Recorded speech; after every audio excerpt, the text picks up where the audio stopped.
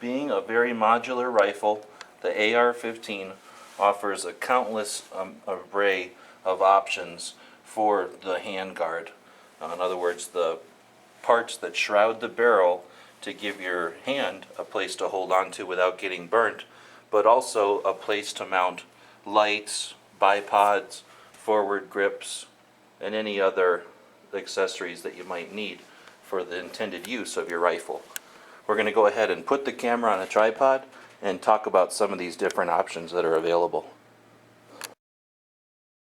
So once you've got your accessories in the position that you want them, and for the time being you figure that's the perfect setup for you, what are you going to do about all this extra rail space? Now you may notice on this one that we've added a ladder, and this is a flexible rubber part or accessory that goes on and fills the little gaps so that your rail becomes more rubbery to the feel, and you're not pulling your skin against a saw blade type of texture, but instead against just these are rubber ridges here. So it's actually quite pleasant to hold on to this one. You haven't obscured the ventilation holes, so your heat buildup won't be an issue, but you've also given yourself a nice texture or a nice grip to hold on to. But there's lots of different options besides these flexible rails. So aside from the standard flexible ladder to fill in the grooves on a rails handguard, let's take a look at some other options. Now this is a Knight's Armament military style handguard in the carbine length, and let's take off the grip panel that's covering its rail. And the way this one works is there's sort of a push release here, and you can see when you push on that it opens up these little claws. I don't know if that's showing up, but it opens up these little claws that are grabbing the rail and allows the panel to slide right off.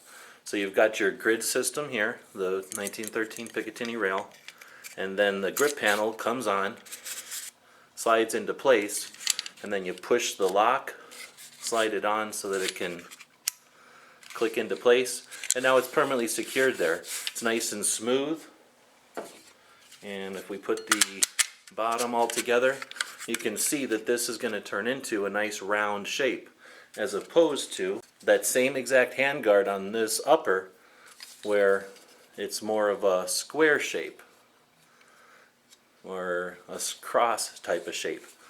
And while it's not uncomfortable to hold, this is a lot more like holding on to something like the front end, like the handguard on this M16, where it's a nice smooth round typical handguard. This mimics that, and your hand feels the exact same thing.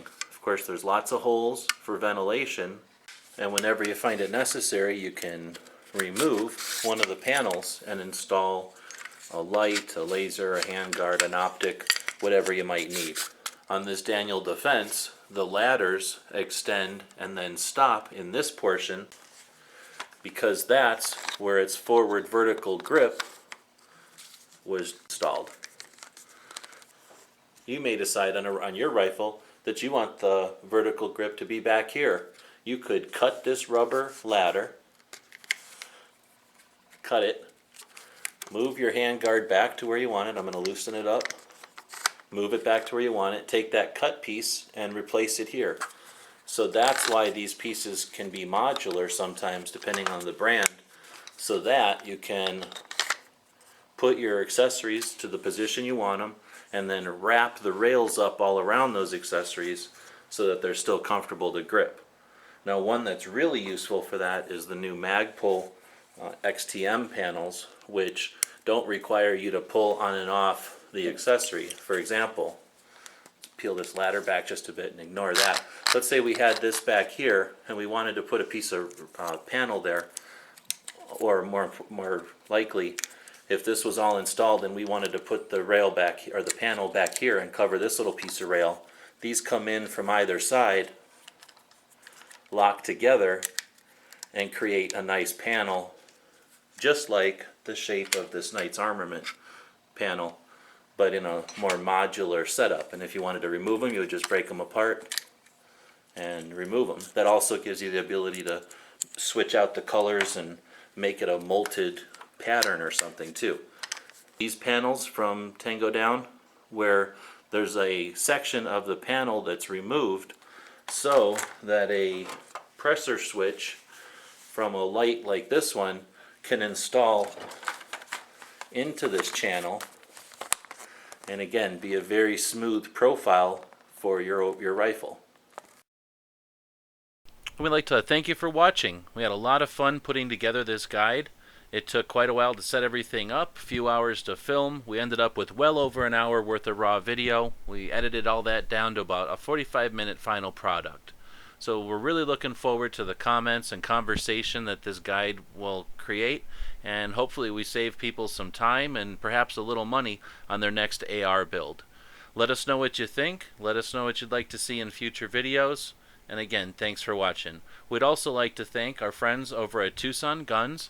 They're a gun shop here in Tucson, Arizona. They help keep our websites running, and they made this video possible. It was with their encouragement and assistance that we were able to get all the resources we needed for this one. They're a great bunch of guys. They really know what they're doing as far as putting together the AR-15s. So if you have any questions, feel free to give them a call. Thanks again.